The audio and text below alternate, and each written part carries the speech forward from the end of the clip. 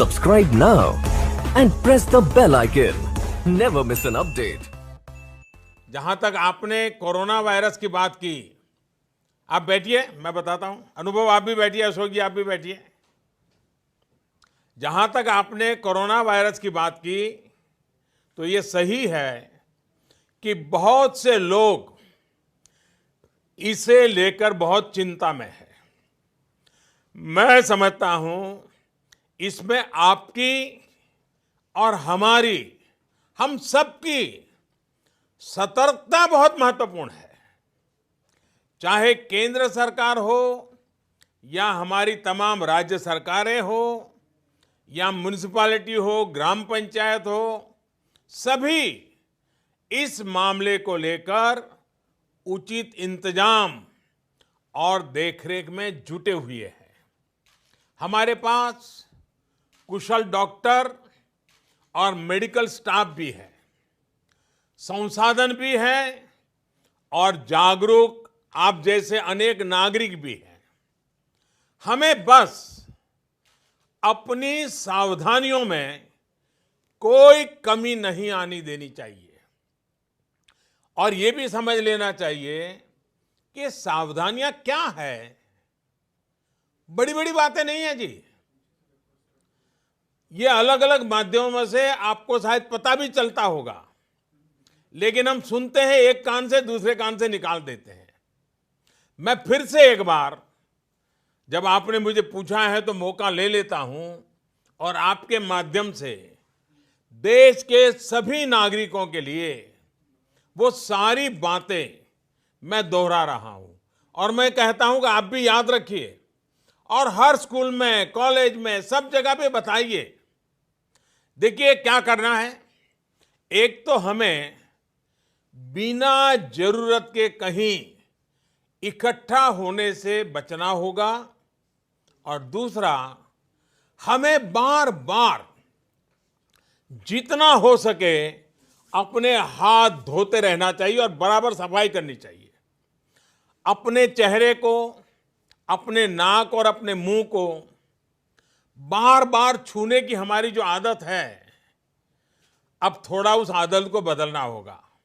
जितना हो सके इस आदत को हमें कंट्रोल करना है और धुले हुए हाथों से ही अपने मुंह को टच करना चाहिए। जानकारों का कहना यह है कि ये खांसते या छींकते समय जो छींटे निकलते हैं, सांस के साथ ऐसे छोटे छोटे छोटे बिंदु निकलते दिखते भी नहीं है, उसमें जो भी संपर्क में आता है उसे ये फैलता है।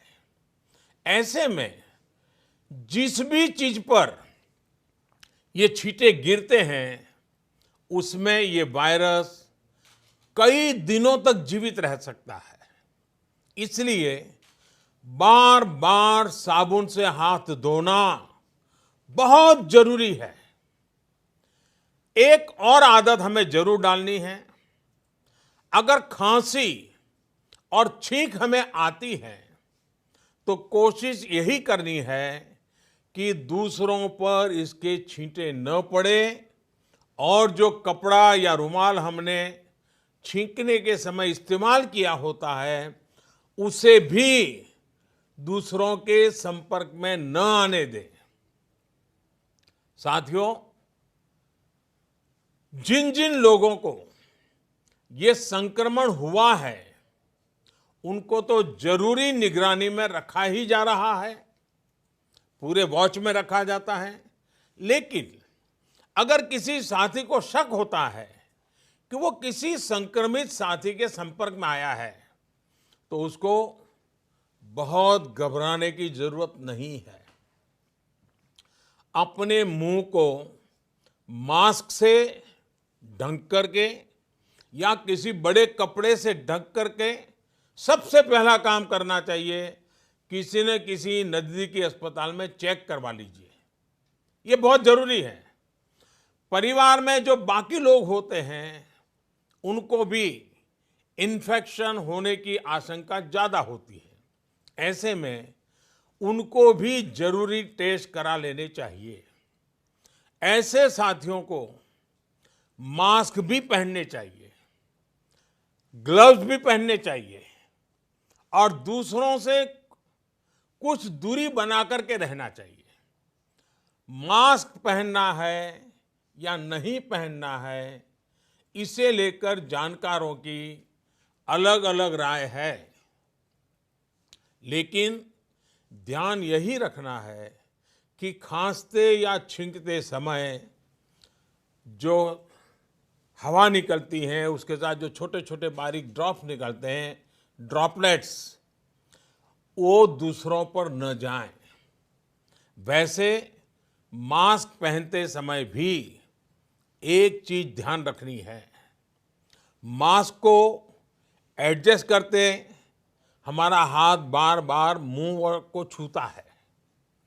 इससे बचाव की जगह इन्फेक्शन फैलने की आशंका बढ़ जाती है। साथियों, ऐसे समय में अफवाहें भी तेजी से फैलती हैं।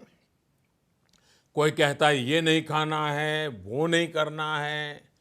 कुछ लोग 4 नई चीजें लेकर के आ जाएंगे कि ये खाने से कोरोना वायरस से बचा जा सकता है, ढिकना करने से बचा जा सकता है।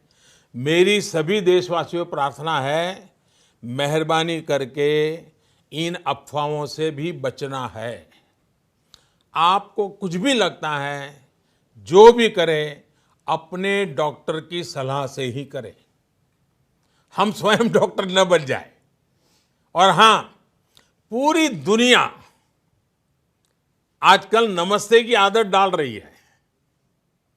अगर किसी कारण से हमने ये आदत छोड़ दी है, तो हम भी हाथ मिलाने के बजाय इस आदत को फिर से डालने का भी मैं समझता ये उत्तम समय है। नमस्ते करके ही एक दूसरे को ग्रीट करना चाहिए। तो मुझे विश्वास है कि छोटी छोटी बातें हैं, शायद डॉक्टर लोग भी आपको यही बताएंगे। आप भी सबको यही बताइए।